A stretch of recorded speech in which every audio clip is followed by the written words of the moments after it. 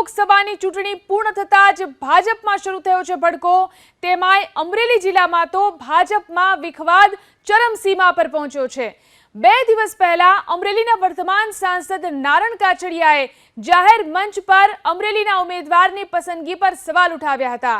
આ સાથે પ્રદેશ ભાજપની નેતાગીરી સામે પણ તેમણે સવાલ ઉઠાવ્યા હતા।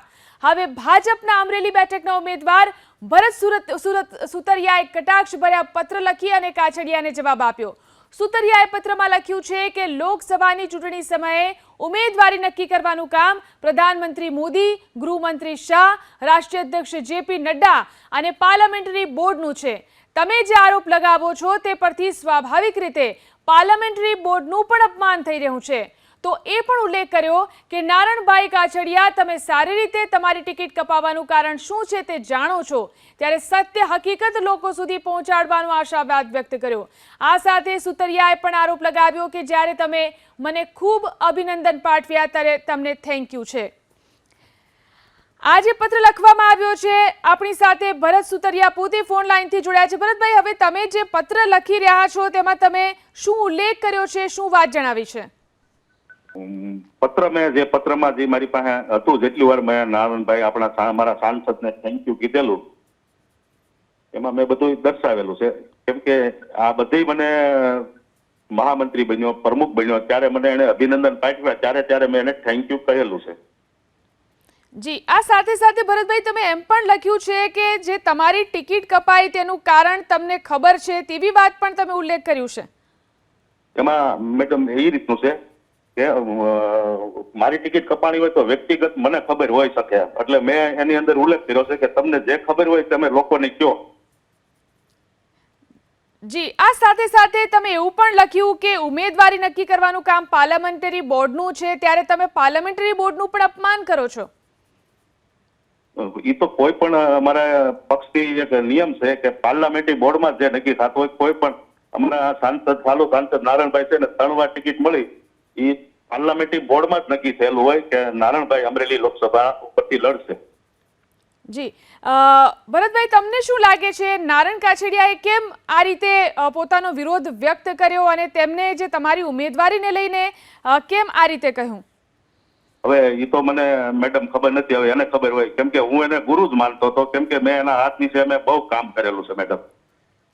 તો એમને શું ક્યાં વાંધો પડ્યો, એમને શું તકલીફ થઈ? એ મને નથી ખબર, મારા ગુરુ હતા એટલે મેં એને પત્ર લખી અને જણાવ્યું છે કે ભાઈ મેં આટલી વખત તમને થેન્ક યુ કહેલું છે।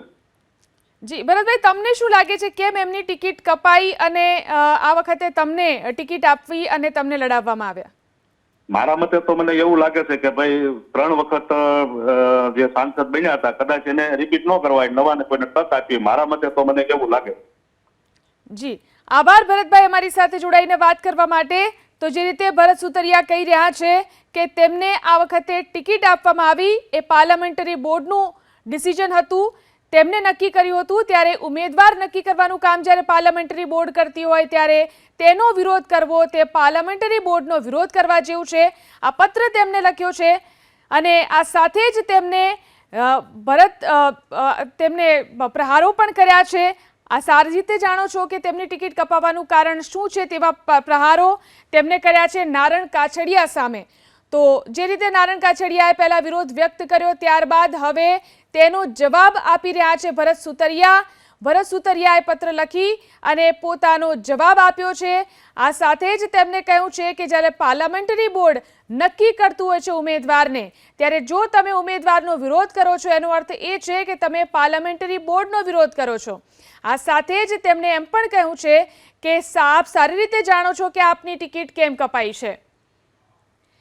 તો આવો આપણે સાંભળીએ આખરે સાંસદ નારણ કાછડિયાએ ભરત સુતરિયા વિશે શું નિવેદન આપ્યું હતું। સાહેબ, 3 વાર પાર્ટીએ મને ટિકિટ આપી, હું પાર્ટીનો આભારી છું, મને કોઈ રંજ નથી, પરંતુ તમે જે સિલેક્શન કર્યું છે ને કે તમે અમરેલીની 23 લાખની વસ્તી અને તમે 17.5 લાખ મતદારોનો દ્રોહ કર્યો છે। ભારતીય જનતા પાર્ટીએ દ્રોહ કર્યો છે। દિલીપ સંઘાણી હતા, મુકેશ સંઘાણી હતા, ડોક્ટર કાનાભાર સાહેબ હતા, બાબુભાઈ ઉંધાણ હતા, હિરેન હેરપરા હતા, કેશુભાઈ નાકરાણી હતા, કેટલા ભારતીય જનતા પાર્ટીમાં મજબૂત ચહેરાઓ હતા। તો તમારે સામાન્ય જે વાત ન કરી શકે, ગુજરાતીમાં પણ એક ઇન્ટરવ્યુ ન આપી શકે, જે બોલી ન શકે, એવી વ્યક્તિને તમે ટિકિટ આપીને ભારતીય જનતા પાર્ટીના કાર્યકર્તાને તમે દ્રોહ કર્યો છે, તેમાં મને કહેવામાં જરા પણ યતિશોક્તિ નથી. નારણ કાછડિયાએ આ રીતે પોતાનો વિરોધ વ્યક્ત કર્યો હતો. જે રીતે લોકસભાની ચૂંટણી માટે અમરેલીમાંથી ભાજપમાંથી જે રીતે પસંદગી કરવામાં આવી, ભરત સુતરિયાની પસંદગી કરવામાં આવી, તેમને મેદાનમાં ઉતારવામાં આવ્યા, તેને લઈને નારણ કાછડિયા આ રીતે પોતાનો વિરોધ વ્યક્ત કર્યો હતો. તેમણે કહ્યું હતું કે અમરેલીના લોકો સાથે આ દ્રોહ થયો છે કે તેમને આ રીતે ઉમેદવાર પસંદગી કરવામાં આવી છે. ભરત સુતરિયાની ઉમેદવારીને લઈને તેમણે પ્રશ્નો ઉઠાવ્યા હતા, પોતાનો વિરોધ વ્યક્ત કર્યો હતો. ત્યારે આજે હવે ભરત સુતરિયાએ પણ તેનો જવાબ આપ્યો છે. તો જે રીતે અમરેલીની અંદર રાજકારણ ગરમાઈ રહ્યું છે, ભરત સુતરિયાએ પોતાનો જવાબ આપ્યો. તેમણે કહ્યું છે કે કટાક્ષ ભર્યા પત્રની અંદર તેમણે પોતાનો જવાબ આપ્યો અને કહ્યું છે કે ઉમેદવારી નક્કી કરવાનું કામ જ્યારે પાર્લામેન્ટરી બોર્ડ કરતું હોય ત્યારે પાર્લામેન્ટરી બોર્ડનું આપ અપમાન કરો છો.